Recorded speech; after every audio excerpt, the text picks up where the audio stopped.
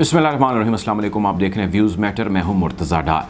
मशरक़ वस्ता यानी middle east के हालात ख़ासे कशीदा हैं आजकल। वैसे तो ये कशीदा हालात गुज़िश्ता कई दहाइयों से ही हैं, ये कहना गलत नहीं होगा, लेकिन इस वक्त मौजूदा सिचुएशन काफ़ी टेंस्ड है। दो बड़े पॉइंट्स ऑफ कॉन्फ्रंटेशन है जिसके ऊपर इस वक्त मसला है। पहला है ईरान और इसराइल के दरमियान जारी कशीदगी, इससे इन दोनों का नुकसान और इनके जुड़े जो बाकी ममालिक हैं डायरेक्टली या इनडायरेक्टली उनका नुकसान। दूसरा मसला है ईरान और सऊदी अरब से जुड़ा, वो डायरेक्टली हो या इनडायरेक्टली हो, वो डायरेक्ट के साथ साथ कोलैटरल हो या उसका ताने बाने यमन के अंदर मिलते हो। दूसरा मसला ये है, या वैसे इन दोनों को आप एक ही कह लीजिए, क्योंकि बहुत सारे लोगों का ख़्याल ये है, ऐसी तो खैर अब ख़बरें भी सामने आ रही हैं कि सऊदी अरब से भी जो मसला है समझ लीजिए कि वो इसराइल से जुड़ा हुआ मसला है। बहरहाल गुफ्तगू का जो है वो बाकायदा आगाज़ करते हैं, आपको आज की ख़बर देते हैं। ख़बर ये है कि फ़्रांस, मिस्र, कतर, UAE, यूरोपीय union, United nation, Syria, Iran, Saudi Arabia, ये तमाम ममालिक इकट्ठे होने जा रहे हैं। एक बहुत बड़ी बैठक होने जा रही है, एक कॉन्फ्रेंस, एक मीटिंग, जो मर्ज़ी नाम दे लें।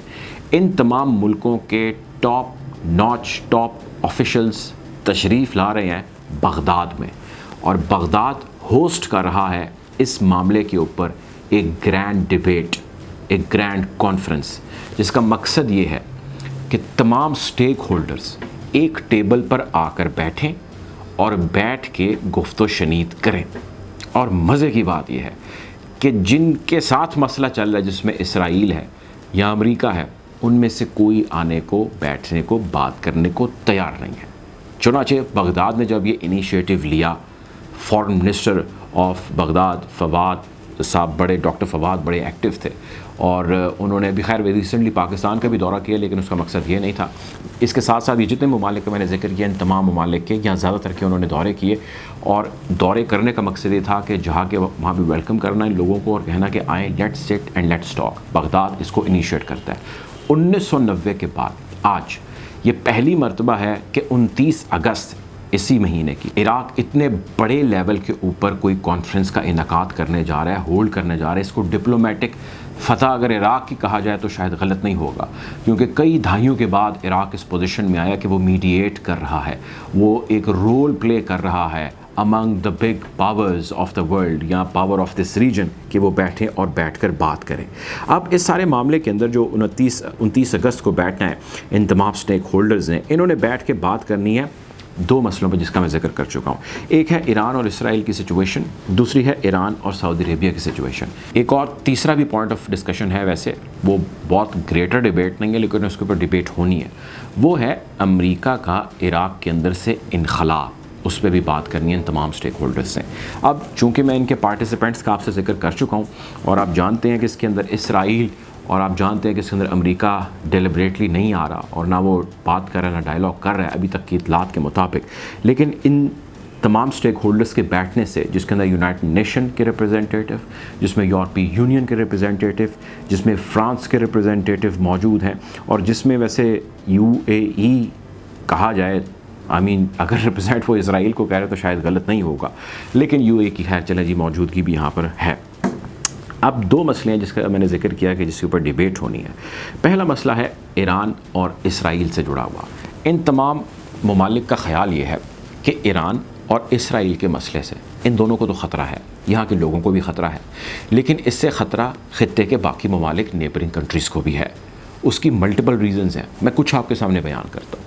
ईरान को लेके कंसर्न इसराइल ये पोर्ट्रे करता है या कहता है या उसका है कि ईरान एक दहशतगर्द मुल्क है, ईरान के पास जौहरी हथियार है या वो कुछ ही हफ्तों के अंदर बनाने जा रहा है। एक दूसरा वो कहता है कि इसके हथियार जो जौहरी है, उसके अलावा बैलिस्टिक मिसाइल और ड्रोन टेक्नोलॉजी ये इस हद तक बढ़ चुकी है कि एक बदमस्त हाथी की तरह ईरान इस वक्त अपने आप को दुनिया के सामने पेश किए हुए है। इतने वेपन का और इतने डेंजरस वेपन्स का इस्तेमाल अगर ये हम पे करता है, वो तो ज़ाहिर हम इसके दुश्मन है, वो करेगा या कर सकता है, ये दुनिया के बाकी ममालिक को भी आंखें दिखाएगा, उनके ऊपर भी ख़तरात लाहक हैं, और ये भी कंसर्न शो करें अपना। एक तो ये डिबेट है, اور اس ڈیبیٹ کے اوپر ظاہر ہے آپ نے جب فارمل آپ کے پاس ایک کمپلین آنی ہے یا آپ کے پاس ایک ریکویسٹ آنی ہے تو آپ نے اس کا ایک جواب دینا ہے. اگر آپ نہیں دیں گے, آپ کہیں گے نہیں یہ بکواس ہے, تو آپ کو اس کا کوئی ریزن دینا ہوگا, کیونکہ کل کو خدا نخواستہ آپ کے ساتھ کوئی پرابلم ہو جاتا ہے تو تب یہ آپ کو ریکال کرایا جائے گا جی آپ نے اس خطرے کو ایک بکواس قرار دیا تھا. ٹو کٹ اٹ شارٹ, ایک خطرہ وہ یہ قرار دیتا ہے. دوسرا وہ یہ دیتا ہے کہ بھائی اس کو چلانے والا جو شخص ہے, جو اس کا لیڈر ہے, وہ مینٹلی اسٹیبل ہی نہیں ہے. ابراہیم رئیسی وہ کروئل ہے, وہ کرمنل ہے, وہ کرپٹ ہے, اس کے اوپر بہت سارے چارجز ہیں. ایک ایسا شخص کس طرح سفارتی تعلقات بنا سکتا ہے؟ یعنی کہ ایک ملک کا, وہ ابراہیم رئیسی نہیں ہے, وہ پریزیڈنٹ ہے ایران کا. اس کے علاوہ وہ یہ کہتا ہے, امریکہ کو تو خیر وہ کہہ ہی رہا ہے اور اس نے اس کو راضی بھی کر لیا کہ بھائی JCPOA معاہدہ نہیں کرنا ایران کے ساتھ, یہ فراڈ کرتے ہیں, یہ دھوکہ دیتے ہیں, یہ جوہری ہتھیار پہ کام بھی کر رہے ہیں, یہ بنا بھی چکے ہیں اور آپ کے ساتھ معاہدہ کرنے جا رہے ہیں. سینکشنز ان فریز کر لیں گے اور ڈی فراسٹ ہو جائیں گے سارے معاملات, ان کے بینک اکاؤنٹس وغیرہ, تو ہم نے ان کو کتئی بھی کسی صورت ایسا نہیں کرنا. اس کے علاوہ ان کی ایک اور بھی لمبی لسٹ ہے چیزوں کی, میں آپ کو مین پوائنٹس بتا رہا ہوں جس کے گرد ان کی سیاست گھومتی ہے, جس پہ ان کو شدید قسم کے تحفظات اور کنسرنز ہیں. اور اس ہی وجہ سے ان دونوں کے ایک دوسرے کے اوپر حملے بھی جاری ہیں. یہ حملے بعض اوقات انڈائریکٹ ہیں, بعض اوقات انٹیلیجنس بیس آپریشنز ہیں, بعض اوقات سائبر ہیں, بعض اوقات یہ کسی تھرڈ پارٹی کے ذریعے کرا دیتے ہیں. میں ابھی ماضی کے کچھ حملوں کا ذکر کر دیتا ہوں. گلف آف عمان کے شپ کے اوپر حملہ, ایران پہ الزام لگا, حملہ اس نے کیا یا نہیں, دونوں کی طرف سے موقف آ گیا, اس نے کہا جی کیا, اس نے کہا کہ نہیں کیا, لیکن پرابلم جاری ہے. Cyber attack one of the biggest ہوا ہے اسرائیل کے اوپر, بذریعہ چائنا کروائے جانے کے الزامات ہیں ایران پہ.